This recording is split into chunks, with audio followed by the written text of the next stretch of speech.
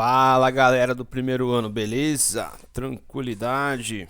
Bom, estamos nós aqui para mais uma aula e agora nós vamos, iniciando a apostila 4, trabalhar com recursos naturais, recursos minerais, recursos energéticos, seguindo naquela linha que a gente já havia comentado, de dar uma atenção maior aí para a geografia física e a relação da geografia física com a economia, a geografia econômica, beleza? Muito bem, então vamos ter em consideração, que o nosso tema é recursos naturais. Então, nessa introdução, vamos tentar entender o que vem a ser recursos naturais, a sua importância, distribuição. Então, vamos entender recursos naturais por recursos oriundos da natureza, alimentos, minerais, água, combustíveis fósseis, recursos fósseis, que eles, são necessários para manter a vida, para manter a nossa forma de civilização e principalmente a economia. Então nós vamos falar nessa aula de recursos minerais. Qual a importância dos? É sobretudo uma importância econômica. E quando a gente fala de civilização, para nossa civilização, a civilização que desenvolveu a Revolução Industrial, tá certo? Se você for perguntar para um índio, para um autóctone indígena, para um ameríndio, se chegue com uma notícia da descoberta de uma gigantesca jazida de petróleo no meio da floresta amazônica, para ele aquilo vai representar uma tragédia, enquanto que para alguns representa para muitos, oportunidades, ok? Então vai muito do tipo de civilização que nós estamos falando, do tipo de pessoa, do tipo de país, de povo que está se falando, que vai ter uma relação maior ou menor com esses recursos. Então, a respeito da relação do homem dos recursos, então nós estamos saindo, pensando na mentalidade do brasileiro, ao que parece, nós estamos saindo de uma mentalidade que era muito, predominava muito uma mentalidade predatória e caminhando, parece que engatinhando para uma mentalidade mais sustentável. Digo isso por conta da preocupação com a floresta amazônica, da preocupação com o devido uso e os cuidados necessários para praticar a mineração, sobretudo porque nosso país, nos últimos 5 anos, foi objeto de 2 tragédias ambientais terríveis, certo? Então, é imperativo que nós saibamos melhor lidar com os recursos da natureza, tá certo? E vocês que representam a população do amanhã, os brasileiros do amanhã, amadurecer mais essa mentalidade sustentável, O que seria isso? Vai usar os recursos? Sim, mas, usar de uma forma com que a gente não destrua, o nosso patrimônio ambiental. Não destrua a natureza, não mate pessoas, não destrua cidades, vilas, etc. e tal. Tá ok? Então isso eu acho que é muito importante de vocês terem em consideração. Saibam que os recursos minerais não vão se distribuir de uma maneira homogênea. Eles vão ter relação, a existência ou não vai ter uma relação muito estreita com o ano de formação, a era de formação, Então é importante que os países saibam de todos esses imperativos que nós estamos falando para poder usufruir bem desses recursos, né? Então, o setor da economia que está vinculado com esse tema que a gente está trabalhando é o setor do extrativismo, né? De extração de recursos da natureza, recursos minerais nesse caso aqui. Então, sabendo que os recursos minerais, eles são não renováveis, ou seja, retirou da natureza, a natureza vai levar milhões de anos, bilhões de anos para nos fornecer outro, ok? Então eles são não renováveis, enquanto que nós vamos ver mais para frente em outras aulas, alguns recursos são renováveis, como a água, como o sol, como o vento, ok? O conceito de mineral ou de minerais. Substância inorgânica, então veja, né? Uma substância sem vida, de origem natural, com composição química e propriedades físicas definidas. Esse é o conceito de mineral. Quando nós trabalhamos com rocha, o conceito de rocha é aglomerado de um mineral ou mais minerais, né? Então, eis a diferença de um e do outro, certo? É um recurso estratégico para a nossa economia, sobretudo por conta de que esse recurso é uma matéria-prima. Ele pode representar uma matéria-prima para a indústria, para a construção civil e importante fonte de exportação. Então, o que significa a matéria-prima? O que significa a indústria? Quando você retira um minério de ferro da natureza, ele representa uma matéria-prima. Ao colocar esse minério de ferro numa usina, numa fundição, né, num forno, ele vai derreter e ele vai, a partir de uma combinação química que vai ser feita, ele vai ser transformado numa peça. Essa peça vai virar uma peça de um carro. Ela vai ser torneada, ela vai ser furada, ela vai ser usinada e ela pode vir a ser peça de um carro, de um avião, de um trator, de um caminhão, etc. e tal. Então, os minerais representam matéria-prima para a indústria, para a construção civil, certo?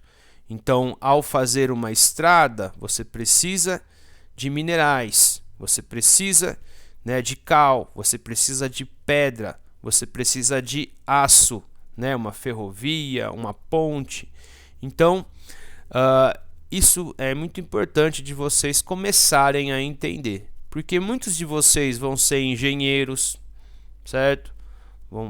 Sempre, toda sala tem um engenheiro, ou um engenheiro civil, ou um engenheiro, né, de produção. Então, aqueles que vão se enveredar por essa área, vão trabalhar com esses temas. O Brasil, né, é um dos grandes produtores mundiais de minérios, tá certo? Principal parceiro, China, ok? A atividade e tudo que envolve. Primeiro de tudo, demanda estruturação. A empresa ter uma estrutura, ter uma organização, ter profissionais, ter técnicas, ter tecnologia para prospectar isso, certo? Então, nenhuma pequena empresa vai conseguir dispor de tudo isso. Então, sempre as empresas do setor de mineração são grandes empresas nacionais ou internacionais ou empresas estatais. Quando vocês vão estudar história, né, com o Igor, né, também vão ver um pouquinho comigo, da fundação da CSN, Companhia Siderúrgica Nacional, ou a Companhia Vale do Rio Doce, que nascem, né? Uma não é mais estatal, né? A Vale foi privatizada, mas nascem como grandes empresas estatais, certo? Que o Estado é dono, o Estado dirige, certo? Então foi necessário um investimento maciço de capital para construir toda essa estrutura, para contratar profissionais, para ter tecnologias, para ter acesso a técnicas de prospecção desses minerais, ok? E esse quarto ponto, ele é muito importante dentro de uma economia global. O preço dos minérios está muito vinculado com a demanda dos grandes compradores internacionais. Eu disse a vocês há pouco que o nosso grande parceiro econômico é a China. É um comprador de minérios, de soja, de commodities do Brasil. Então, gente, quando num plano quinquenal da China, a China resolve construir 1 milhão ou 2 milhões de novas casas, ou investir, né, em ferrovias, rodovias, construções de usinas, vai necessitar de muito aço, de muito, né, cimento, de muita pedra, de muito minério. Então, esse sinal vai fazer com que esse produto seja valorizado. É a lei de mercado. Quanto maior a demanda e a menor oferta, o preço sobe. Se você tem uma ampla oferta e você tem uma pequena demanda, o preço cai. Então, quando nós falamos de commodities, né, de produtos que são exportados, como minério, como soja, como café, né, são produtos de baixo valor agregado, que vai apresentar uma oscilação muito grande de preços. Uma hora vão estar valorizados, outra hora não, certo? Então isso é normal dentro do mercado capitalista, tranquilo? Separei para vocês aqui um trechinho da apostila. A exploração do minério deve cobrir os custos e proporcionar lucros que justifiquem os investimentos em infraestrutura, administração, custo, oscilação de preço. Ah, professor, eu não sei o que é infraestrutura. Infraestrutura é quando você ouvir no jornal alguém falar, não, precisamos investir em infraestrutura. É investir em estradas, ferrovias, rodovias, comunicação, né, pavimentação de cidades, fornecimento de obras de saneamento básico, certo? Então, uma coisa é você ter uma jazida de minério de ferro no meio do Mato Grosso do Sul, mas você não tem estrada para transportar. Como que você vai transportar? Se você vai exportar, você tem que pensar numa estrada, numa via, numa ferrovia, numa rodovia, numa hidrovia que leve esse produto até o porto, certo? E que ele seja despachado lá. Isso é infraestrutura.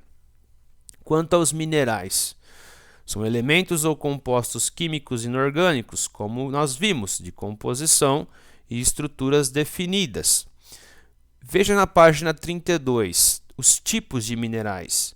Minerais metálicos, metal, minerais não metálicos e minerais fósseis ou energéticos. Então, no Brasil existe o Ministério de Minas e Energia. Então, ele toca tanto minerais metálicos, não metálicos, como recursos energéticos, como o petróleo, certo? Então, ele também é um mineral. O petróleo também é um mineral, tá certo? Por mais que ele seja líquido, que ele seja viscoso. Veja, né? Os minerais, exemplos de minerais metálicos: ouro, ferro, níquel, prata, cobre, manganês. Cada um tem uma finalidade. A finalidade da construção civil, da indústria, do mercado de joias, Tá certo? Como o ouro. O ouro não tem uma finalidade industrial. A finalidade do ouro é o mercado de joias, né? Um item, né, de adereço, ao contrário do minério de ferro, que vai ser o principal minério para construção, para a produção do aço, certo? O aço não representa um mineral. O aço é uma combinação, certo, de minerais, principalmente de ferro, estanho, manganês, depende da combinação, depende do tipo de aço. Ok? Na página 3334, recomendo muito que vocês façam a leitura do texto, certo? Que vai trazer uma ampla análise da mineração. E aí vai mostrar para a gente que sim, a mineração tem muita importância econômica. Pode gerar emprego, pode gerar tributo, pode gerar entrada de renda, certo? Só que, né, temos também que nos ater ao lado B da atividade. Qual que é o lado B da atividade? O impacto ambiental dela, os riscos que ela, né, pode trazer, tá certo? E também principalmente ao processo, que nós vamos depois colocar no final dessa aula no slide, tá certo? Então leiam, é um texto um pouco grande, mas por favor, tentem ler porque é um texto bastante esclarecedor. Quanto à legislação, né, brasileira no que toca ao recurso mineral, aos recursos minerais. Todo recurso mineral do subsolo pertence à União. Ah, professor, descobri petróleo na minha fazenda, no meu sítio. Meu filho, infelizmente, esse recurso não te pertence. Tudo que está no subsolo pertence à União. Não é nem o governo estadual, é o governo da União, certo? Isso difere um pouco nos Estados Unidos da América, certo? Tudo que está dentro daquela propriedade pertence a seu dono. Então, são leituras distintas, ok? Então, essa legislação, ela vai nos dizer que as pesquisas no subsolo são autorizadas ou necessitam de uma autorização, né, dos órgãos responsáveis pelo setor, né, vinculados à União, então, certo? Então, apenas empresas mineradoras reconhecidas pelo Estado brasileiro, né, vão poder, né, requisitar uma concessão para a exploração, que tem que passar por um leilão, por uma licitação, né, para ganhar, para adquirir os direitos, certo? E não podemos nos esquecer então que a atividade mineradora gera gera um grande impacto ambiental, com tragédia ou sem tragédia. Quando nós olhamos para uma área de exploração mineral, é uma área melancólica, é uma área feia, é uma área que não traz nada de aprazível. Se tiver catástrofe, pior ainda, certo? Então, no Brasil, esse lado B ele é muito amplo, porque ele pode afetar direitos de algumas sociedades, de tribos, de comunidades ribeirinhas. De que forma? Vou dar um exemplo.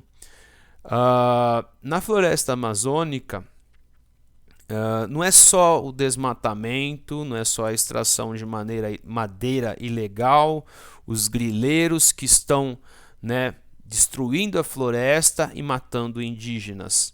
Garimpeiros ilegais também. O garimpo do ouro se faz, né, em córregos, em rios, e o garimpo ilegal é aquele garimpo que não recebe autorização. Então, garimpeiros entram, né, de forma clandestina, de forma, né, que afrontam as leis do Estado brasileiro e matam tribos indígenas, matam pessoas, né? Fazem coisas horríveis para poder praticar esse tipo de mineração. Veja, quando eu disse que uma imagem, né, desoladora, eis aí, né, um lugar que passa pela prospecção, né? Então, um lugar que foi todo defenestrado, a sua vegetação foi arrancada, né? O seu solo foi retirado. Então, solo é a camada superficial, né, que está na superfície. Então, diferencia em solo de rocha, ok? A tragédia em Brumadinho, por conta do que? Do estouro de barragens. Então, o tipo de barragem que nós tivemos esses dois acidentes são barragens já que não são mais recomendadas dentro ali da área de engenharia. A tragédia de Bento Rodrigues, de Mariana. Então, a tragédia de Brumadinho, ela representou um impacto ambiental menor do que a de Mariana. Só que o impacto social foi maior. Mais de 300 pessoas morreram, né? Mais de 300 famílias foram afetadas. Veja, né? Que cenário desolador em meio, né, aos famosos mares de morros e serras de Minas, um lugar tão bonito, né, um lugar tão especial para a prática de um ecoturismo. São lugares que foram poluídos, arrancados da sociedade. Veja, né, mais uma imagem desoladora. E passando para a fase final da nossa aula, quando uma mina ela é literalmente exaurida, né, quando a jazida termina, o recurso é finito, é necessário que a empresa recupere essa área degradada, certo? Então, essa área vai ter que ser preenchida com algum tipo de coisa, né? Então, as partes inferiores geralmente são colocados aí cacos de construções e colocado um solo superficial, né? Depois de um tempo de compactação, é preciso que essa área seja replantada com vegetação nativa, certo? Então, para a recuperação da área vai muito tempo, mas vai muito tempo mesmo, certo? E um trabalho bastante responsável. E concluindo com o quadro da página 35, né? Recomendo também que faça a análise dele. É um quadro que trabalha com as fases do processo de exploração, o impacto ambiental e as medidas corretivas. Então veja, né? Problemas e soluções. A fase da prospecção, da implantação do projeto, e aí o impacto, certo?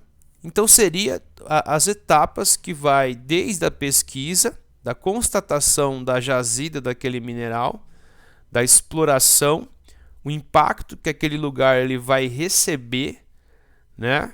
E depois as medidas corretivas ou preventivas. Por exemplo, uma pessoa que trabalha numa exploração dessa tem que ter protetor auricular, né? Porque o barulho é muito grande, né? Tem que ter constantemente, como é uma área que fica toda ela, né, com terra, dependendo da etapa do ano, da estação do ano, né, do vento, as partículas de poeira são levantadas, então a pessoa tem que usar máscara, ok?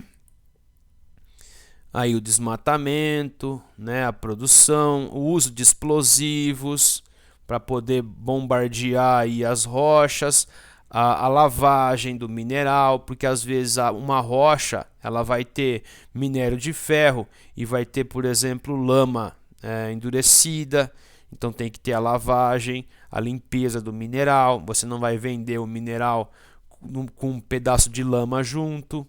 Você tem que beneficiar, você tem que preparar todo o mineral para ele ser vendido, certo? E até o fechamento da mina, o transporte, né? O fechamento da mina e a recuperação, né? Então vai ter que recompor a topografia, vai ter que trazer aí, né? Como eu disse, tem muita gente que coloca cacos, coisas, depois o solo superficial e, né, com o tempo essa área ser recuperada. Ok, galera? Então era isso que eu tinha para vocês hoje. Espero que vocês tenham gostado aí. Leiam a apostila. Abração e até mais.